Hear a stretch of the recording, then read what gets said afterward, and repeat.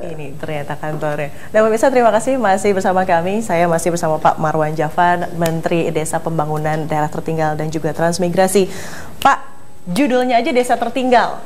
Judulnya aja desa. Berarti judulnya Bapak harus seperti pemimpin kita saat ini RI1, belusukan ke setiap daerah. Nah, daerah mana saja yang akan pertama kali Bapak diberikan perhatian lebih begitu atau diprioritaskan untuk mengentaskan masalah di sana? Pertama kali saya kunjungan ke Banten di daerah Lebak. Memang kondisinya sangat memprihatinkan. Memprihatinkan seperti apa sih, Pak? Misalnya ada banyak jembatan gantung yang anak-anak sekolah harus berjalan sampai 5 km sampai 7 km baru sampai sekolahnya, dan pakai jembatan gantung yang mengerikan itu. Nah, di sana masih ada kurang lebih 430 jembatan gantung. 430 itu hanya di Lebak saja, dari 900. Jadi secara bertahap itu akan kita kurangi, dan tentu akan kita carikan jalan keluar bagaimana kita memberikan solusi untuk memberikan jembatan yang permanen. Kemudian yang kedua adalah kita akan memfokuskan kepada pemberdayaan masyarakat desa. Dan sesuai dengan nawacita yang diubah menjadi nawakerja. Ya, nawacita Presiden Jokowi JK ketika kampanye dulu, terutama nawacita ketiga adalah membangun Indonesia dari pinggiran yang meliputi daerah-daerah perdesaan terpencil dan daerah-daerah terpencil dalam rangka tentu Negara Kesatuan Republik Indonesia.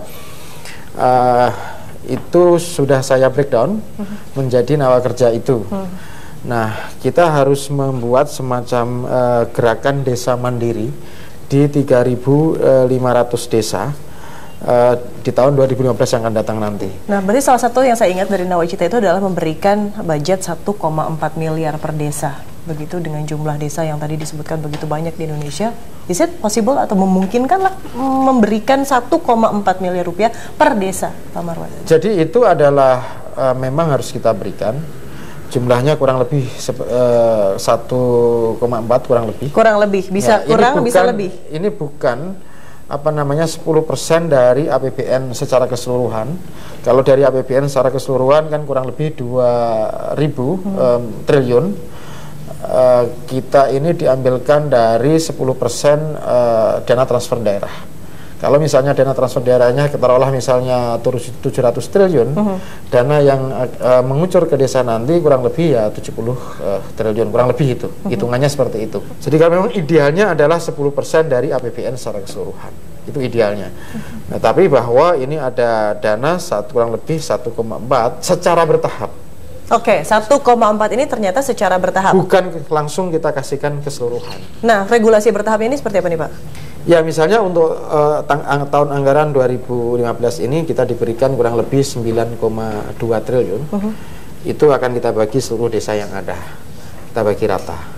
Sehingga ini memang nanti tahun 2016 tentu akan ada lagi 17 ada lagi sampai tahun 2019 selama jabatan kurang lebih 5 tahun itu akan terkumpul kurang lebih 1,4 triliun. Oh, oke. Jadi 1,4 itu dikonfirmasi lagi untuk diberikan kepada desa juga secara bertahap. Secara bertahap. Begitu. Oke. Nah, sekarang berbicara mengenai desa tertinggal nih, Pak.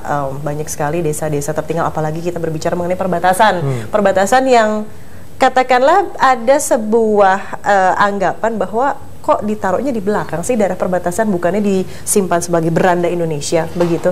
Harusnya begitu. Harus idealnya seperti itu. Iya, dan kita meyakini dan kita bertekad bahwa daerah perbatasan adalah sebagai beranda negara kita, sebagai bukan backyard dengan infrastruktur yang etalase betul nasional negara kita. Dan kami sudah mendapatkan instruksi dari Bapak Presiden untuk membangun daerah perbatasan itu semaksimal mungkin dan sekuat yang sumber daya yang kita punyai.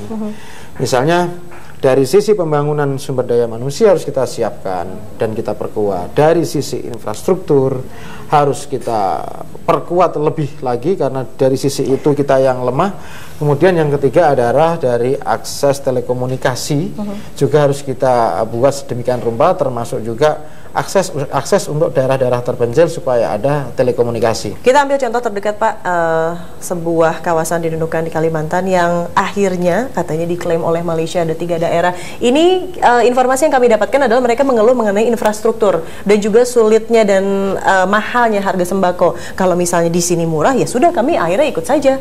Begitu kan, itu miris begitu Pak, tidak ada nasionalisme di hati mereka karena mereka merasa ditelantarkan karena ini daerah perbatasan, katakanlah seperti itu, dan kami sudah mengemukakan aspirasi atau keluhan kami, tidak ada respon dari pemerintah. Sekarang Pak Marwan ada di posisi ini, seperti apa? Ya, ini adalah pertama, ini adalah bukan hanya tugas Kementerian Desa, tetapi juga tugas dari lintas kementerian. Ada Kementerian Polhukam, ada Badan Nasional Pengelola Perbatasan, ini sebagai leading sektor. Ada kementerian-kementerian yang lain yang tentu saling kait-mengkait untuk mengatasi masalah perbatasan. Kurang lebih sekarang anggarannya ada 16 triliun, tetapi tersebar di kurang lebih 17 kementerian, sehingga ini tidak terintegrasi dalam satu pintu.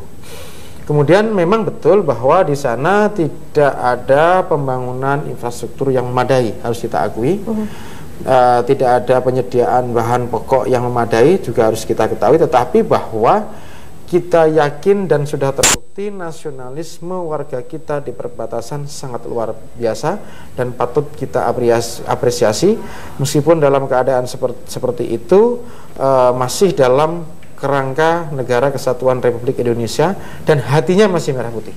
Makanya ini kami sedang merencanakan ke sana, ke daerah Nunukan itu, tetapi dengan catatan bahwa daerahnya ini harus sudah terbangun dulu dan sesuai infrastrukturnya terbangun dulu selama 1 bulan ini untuk membangunkan jalan, untuk akses telekomunikasi harus kita bangun dulu, misalnya untuk penyediaan sembako harus kita sediakan dulu, dan seterusnya dan seterusnya. Pak, memungkinkan nggak ya kalau misalnya di daerah perbatasan ini kita hidupkanlah ekonomi di daerah perbatasan dengan membangun perkebunan, katakanlah seperti itu. Jadi warganya juga lebih kreatif, lebih produktif, dan juga tentunya meningkatkan ekonomi mereka.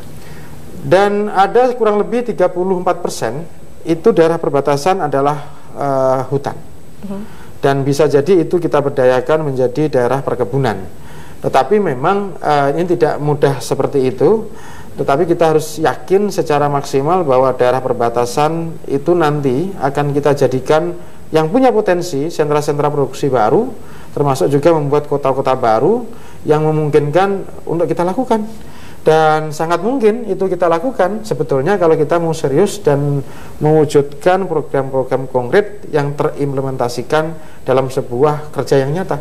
Kemudian yang 3 desa itu, yang 2 memang masih dalam kategori ini ada problem di level lintas batas dengan negara tetangga.